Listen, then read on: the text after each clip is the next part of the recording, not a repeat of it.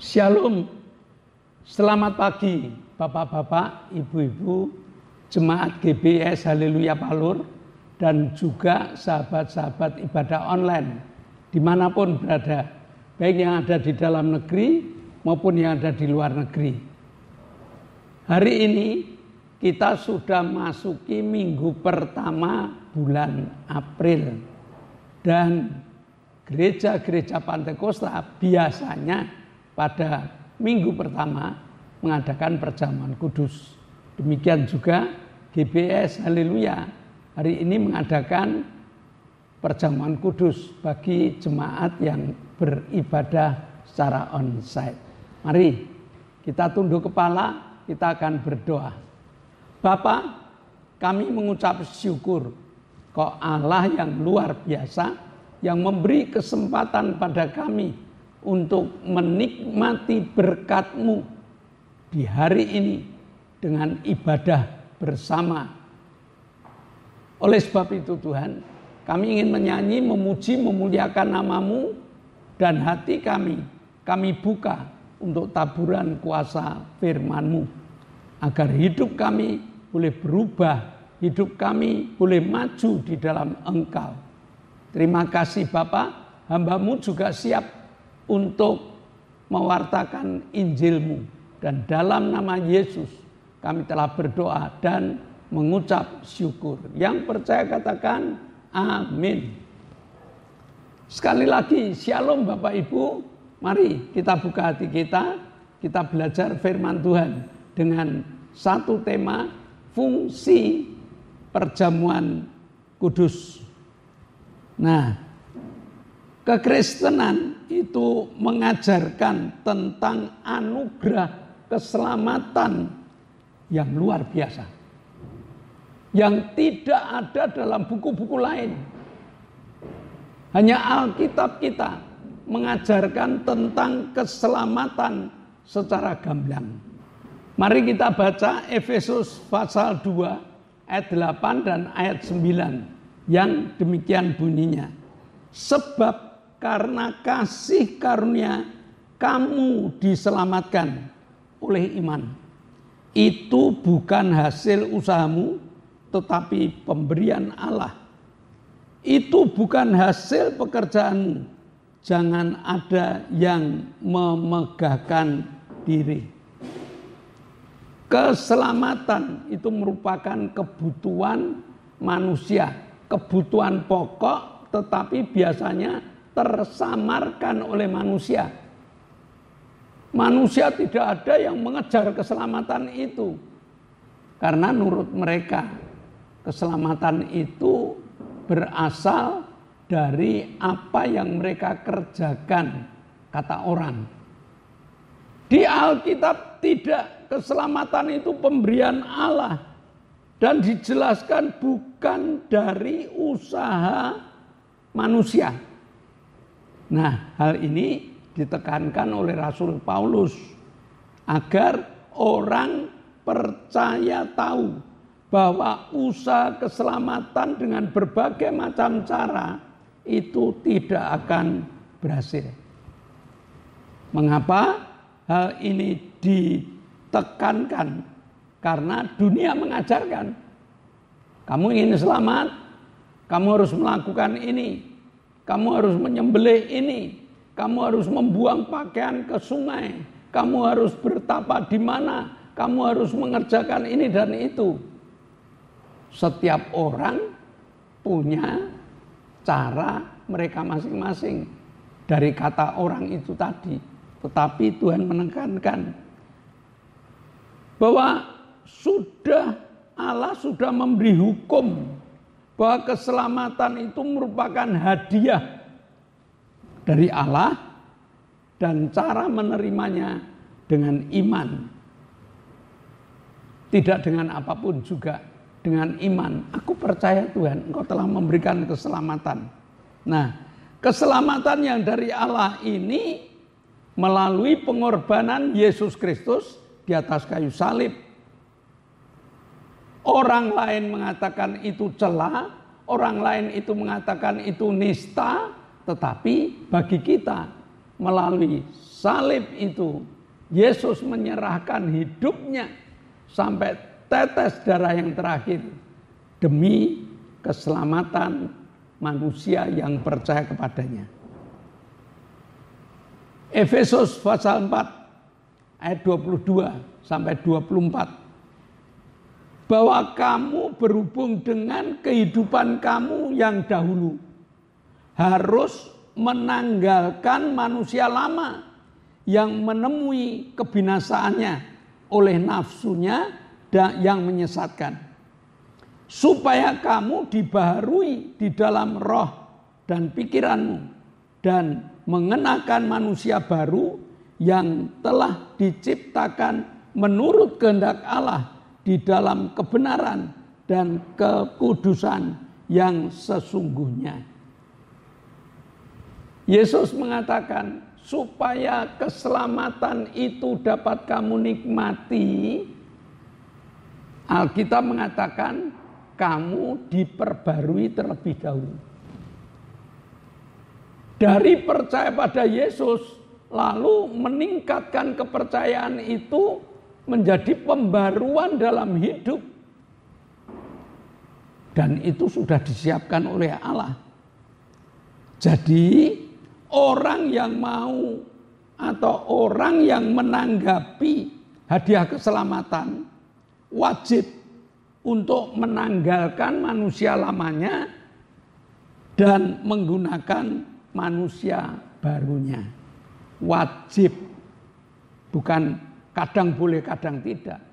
Manusia lama adalah manusia yang hidup memperhatikan tuntutan-tuntutan jasmani.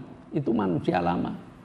Manusia baru adalah manusia yang dimotori oleh rohnya. Kenapa? Karena manusia lama menyeret kita pada hawa nafsu.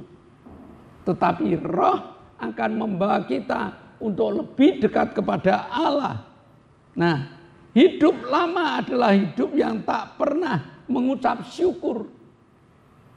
Sedangkan hidup baru adalah hidup yang wajib mengucap syukur.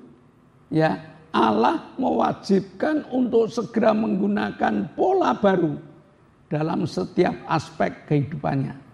Pola hidup yang memperhatikan rohnya itu tidak dikendalikan oleh pikiran lagi, pikiran yang keduniawian, tetapi pikiran kita ini sudah mulai menyerahkan diri kepada Roh Kudus. Jadi pikiran yang dikuasai atau pikiran yang dimotori oleh Roh Kudus akan membentuk manusia baru dan berani menggunakan manusia baru dalam hidup kesehariannya. Jadi manusia baru adalah manusia yang berani dengan tegas memusuhi dosa. Karena dengan memusuhi dosa, manusia dapat hidup dalam kekudusan. Memusuhi dosa yang bagaimana? Memusuhi dosa yang memberikan kebiasaan-kebiasaan hidup lama kita. Hidup lama yang terus menyerahkan keakuannya, menyerahkan kedagingannya di dalam keseharian. Jadi perjamuan kudus harus menjadi dorongan agar manusia berani menggunakan hidup baru dengan pola baru dalam perjalanan hidupnya. Hidup baru adalah hidup yang menggunakan imannya. Karena iman merupakan anugerah Allah yang harus dikembangkan dalam kesehariannya. Rasul Paulus mengatakan, hidupku bukan aku lagi, tetapi Kristus yang ada di dalamku. Ada iman yang mengatakan Kristus yang ada di dalamku. Nah, jadi penyucian inilah yang membawa kita dapat hidup dekat dengan Allah. Membawa suasana hidup dalam damai sejahtera. Kedekatan dengan Allah akan membuat hidup dipenuhi dengan berkat rohani.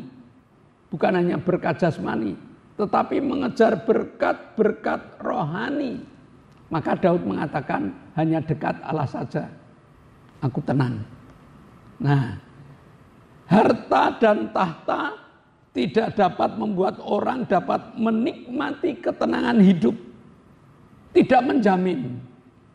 Ya, tetapi melalui kesaksian Daud yang mengatakan bahwa hanya dekat Allah saja aku tenang. Jadi ketenangan yang dinikmati Daud adalah ketenangan yang luar biasa. Perjamuan kudus menuntun kita untuk menerima anugerah keselamatan dari Allah. Dan dengan keselamatan ini kita harus menggunakan hidup baru dan pola baru itu. Jadi bukan pola lama lagi, tetapi pola baru. Menghidupkan iman kita, menggunakan iman kita dalam perjalanan hidup. Pola baru adalah pola hidup yang menggunakan iman, karena hanya dengan iman inilah kita dapat menikmati kedekatan kita dengan Allah. Maka biarlah perjamuan kudus hari ini menyadarkan kita bahwa anugerah keselamatan sudah diberikan. Mari kita terima dengan iman kita. Dan dengan menggunakan iman ini, pola baru dapat kita gunakan. Bukan pola lama lagi, pola baru. Karena dengan pola baru ini, pimpinan Roh Kudus terus menerus ada di dalam kehidupan kita. Mari kita berdoa. Bapa, kami mengucap syukur. Hari ini Kau mengajarkan perjamuan kudus yang membuat kami hidup dengan pola baru. Hidup dengan cara Allah. Hidup dibimbing oleh Roh Kudus. Maka Tuhan, biarlah pelajaran hari ini dapat menjadikan dorongan bagi kita untuk terus bertahan di dalam hidup baru kami. Terima kasih Bapa, dalam nama Yesus kami telah berdoa dan mengucap syukur. Yang percaya katakan amin. Nah, shalom Bapak Ibu, kita telah menikmati firman yang mengatakan harus menggunakan hidup baru kita. Dan saat ini dengan hidup baru pemberian Allah ini ada beberapa pengumuman yang membuat kita akan rindu untuk beribadah. Dan di GBS Haleluya Palur sudah mengadakan ibadah on-site, ibadah tatap muka. Dengan jadwal Minggu jam 7 pagi itu untuk anak sekolah minggu. Dan Minggu jam 9 itu untuk ibadah umum. Kami mengundang Bapak Ibu yang belum bergereja, mari silakan datang bersama dengan kami, beribadah, bersukacita bersama kami. Lalu tiap hari Selasa itu ada pendalaman Alkitab, ibadah pendalaman Alkitab jam 6 sore. Tiap hari Jumat ada ibadah cabang jam 6:30 dan ada ibadah permata jam 6 sore. Kepada Bapak Ibu yang belum pernah ikut, yuk aktifkan dirimu untuk menikmati berkat-berkat firman Tuhan melalui ibadah cabang ataupun ibadah permata. Kita sukacita bareng. Ya. Lalu tiap hari Sabtu ada ibadah youth dengan nama Revive Generation. Anak muda berkarya, anak muda punya keaktifan. Yuk kita dukung. Dan anak-anak muda yang lain yang belum ikut ibadah, yuk kita beribadah bersama. Ada ibadah online yang perlu didoakan. Supaya ibadah online ini makin berkembang Bapak Ibu. Ibadah online tak terbatas. Setiap orang punya HP, biar bisa buka, biar diinjili melalui ibadah online. Oleh sebab itu, Doa Bapak Ibu kami harapkan. Doakan kami, doakan kru, doakan alat. Supaya alatnya awet, krunya sehat, kita dapat memberitakan Injil melalui ibadah online. Saya rasa cukup sekian pengumuman, mari kita berdoa. Kami bersyukur padamu Bapa, Engkau telah pimpin ibadah kami, Engkau telah pimpin kami untuk belajar firman-Mu, Engkau telah berkati hamba-Mu untuk membawa firman, berkati hamba-Mu untuk tetap melayani Engkau, menjadi saluran berkat buat kami. Bapa, kami berdoa untuk bangsa dan negara kami, Tuhan pimpin berkati bangsa dan negara kami. Engkau akan pimpin berkati pemimpin-pemimpin negara kami, dari atas sampai RT RW, Engkau akan memberkati. Tiap langkahnya Engkau berkati. Kami juga berdoa untuk TNI Polri, berkati beliau untuk mengamankan negara kami. Terima kasih Bapa, kami menyerahkan semua ke tangan-Mu dalam nama Yesus. Kami berdoa dan bersyukur. Amin. Bapa, kami mengucap syukur Kau telah memberkati ibadah kami dari awal, pertengahan sampai akhirnya. Dan tibalah saatnya kami akan berpisah satu dengan yang lain. Namun sebelum kami berpisah, kami masih satukan hati berdoa untuk Ibu Gito yang kakinya lemah, yang sering kali sesek, Arin yang tulang-tulangnya rapuh. Kami berdoa untuk Pak Tris yang gagal ginjal. Kami berdoa untuk Pak Ngadiman yang tidak punya semangat lagi. Kami berdoa untuk Pak Isa yang sudah sepuh, kekuatannya banyak berkurang. Jamah Tuhan, karena kami percaya melalui jamaah-Mu tidak ada perkara yang mustahil. Kami bersyukur Engkau telah menyembuhkan Pak Gito, Engkau telah menyembuhkan Lili, Engkau telah menyembuhkan Ibu Satinem, Engkau telah menyembuhkan Ibu Mintarse, Engkau juga telah menyembuhkan Ibu Bambang. Mereka telah Kau jamah dengan kesembuhan, berikan keberanian Tuhan, supaya mereka menginjil, memberitakan kesehatannya kepada orang lain. Terima kasih Bapak. Sebentar kami akan berpisah satu dengan yang lain. Namun iman kami mengatakan Engkau telah membuka tingkap-tingkap langit-Mu dan telah mencurahkan segala berkat-Mu. Jemaat yang dikasihi Allah, terimalah berkat untuk rumah tanggamu, berkat untuk usaha pekerjaanmu, berkat untuk rancangan-rancangan hidupmu, berkat jasmani, berkat rohani terus mengalir limpah sampai setiap orang yang ketemu Kau heran. Engkau diberkati.